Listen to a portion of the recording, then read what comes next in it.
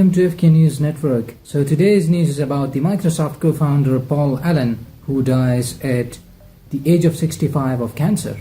Microsoft co-founder Paul Allen died at 65 from complications of non-Hodgkin's lymphoma, which is a type of cancer. The Seattle billionaire disclosed earlier this month that he was receiving treatment for the disease.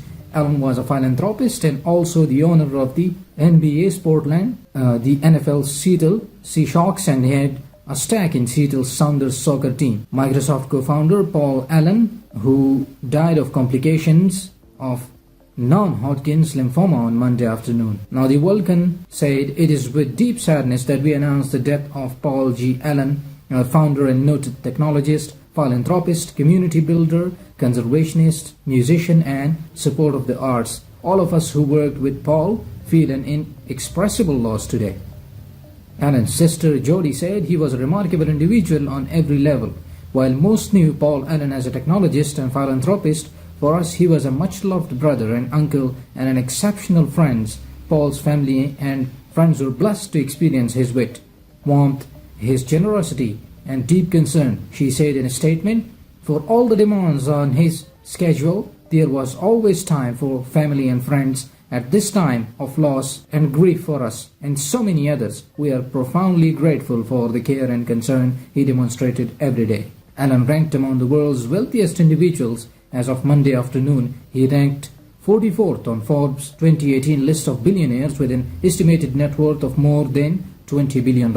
Through Vulcan, Allen's network of philanthropic efforts and organizations, the Microsoft co-founder supported research in artificial intelligence and new frontier technologies. The group also invested in Seattle's cultural institutions and the revitalization of the parts of the city.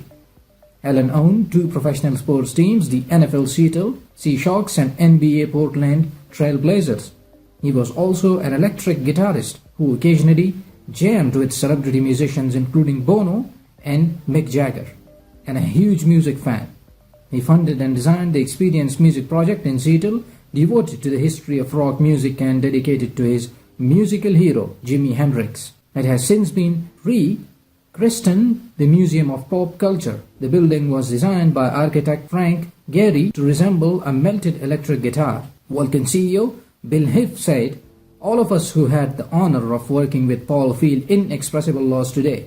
He possessed a remarkable intellectual and a passion to solve some of the world's most difficult problems with the conviction that creative thinking and new approaches could make profound and lasting impact." Hiff said in a statement earlier this month. Allen revealed that he had started treatment for non-Hodgkin's lymphoma, which is a form of cancer, the same type of cancer he was treated for in 2009. In 1983, Allen left the company he founded with Bill Gates when he was first diagnosed with Hodgkin's disease, which he defeated. Bill Gates, who co-founded Microsoft with Allen, said the personal computing would not have existed without him. "I am heartbroken by the passing of one of my oldest and dearest friends, Paul Allen, from our early days together at the Lakeside School through our partnership in the creation of Microsoft to some of our giant philanthropic projects over the years. Paul was a true partner and dear friend. Personal computing would not have existed without him." But Paul wasn't content with starting on one company. He channeled his intellect and compassion into a second act focused on improving people's lives and strengthening communities in Seattle and around the world. He was fond of saying, "If it has the potential to do good, then we should do it." That's the kind of person he was. Paul loved life and those around him, and we all cherished him in return. He deserved much more time, but his contributions to the world of technology and philanthropy will live for generations to come. "I will miss him tremendously," he said. Current Microsoft CEO Satya Nadella said Allen made indispensable contributions to Microsoft and the technology industry. Nadella also said he learned a lot from Allen and will continue to be inspired by him. As co-founder of Microsoft, in his own quiet and persistent way, he created magical products, experiences and institutions, and in doing so, he changed the world, Nadella said in a statement. Former Microsoft CEO Steve Ballmer called Allen a truly wonderful, bright and inspiring person. Moving forward to some other news, China consumer inflation rose 2.5% in September. China's consumer and producer inflation rose in September, government data showed on Tuesday. Producer inflation cooled from gains of 4.1% in August, an indication of slowing economic momentum amid escalating trade tensions with the United States. China's consumer inflation in September rose 2.5%. The Consumer Price Index, a gauge of prices for goods and services, within line with analyst expectations according to a poll by Reuters. That figure was also within the 3% annual target of policymakers. The Producer Price Index for September was up 3.6% from a year ago, a tad higher than Reuters analyst expectations of 3.5% from a year ago. PPI was 0.6% higher than August, the National Bureau of Statistics reported. Producer inflation, however, cooled from gains of 4.1% in August, an indication of slowing economic momentum amid escalating trade tensions with the United States. Moving forward, some other news. Saudi government considers plan to admit missing journalist Khashoggi was killed in its consulate. The Saudi Arabian government is considering a plan to admit that missing journalist Jamal Khashoggi was killed inside its consulate in Istanbul. Saudi Arabia has insisted that Khashoggi left the consulate safely on October 2, although he has not been seen since. Now the Saudi government is reportedly discussing admitting that Khashoggi was killed inside the consulate, while giving the Crown Prince plausible deniability. Now Khashoggi, a Washington Post columnist and a critic of the Saudi royal family, entered the consulate on October 2 and has not been seen since, while the Saudis insisted that he left the consulate safely that day. Turkish officials claimed that he was murdered by a team of Saudi operatives while inside. Now the Saudi government is reportedly discussing a change of stance, admitting that Khashoggi was killed in the consulate but denying that Crown Prince Mohammed bin Salman ordered or even knew about the killing. The kingdom could assert that Khashoggi was killed by rogue operatives in an interrogation gone wrong, among other possible explanations that they are considering, according to the report. The US has considered imposing sanctions on Saudi Arabia if it is found that they had a role in Khashoggi's disappearance, with President Trump even threatening the country with severe punishment. Many business leaders have also withdrawn from the Future Investment Initiative conference set to take place next week in the capital city of Riyadh. Forward to some next news. Jeff Bezos predicts we'll have 1 trillion humans in the solar system, and the Blue Origin wants to help get us there. Blue Origin aim is to lower the cost of access to space, Jeff Bezos says during a surprise appearance at Wired 25th anniversary conference. Bezos said he will spend a little more than $1 billion annually to support Blue Origin. I won't be alive to see the fulfillment of that long-term mission, Bezos said at the Wired 25th anniversary summit in San Francisco. We are starting to bump up against the absolute true fact that Earth is finite. Blue Origin's aim is to lower the cost of access to space. Bezos said he will spend a little more than $1 billion next year to support Blue Origins, he said.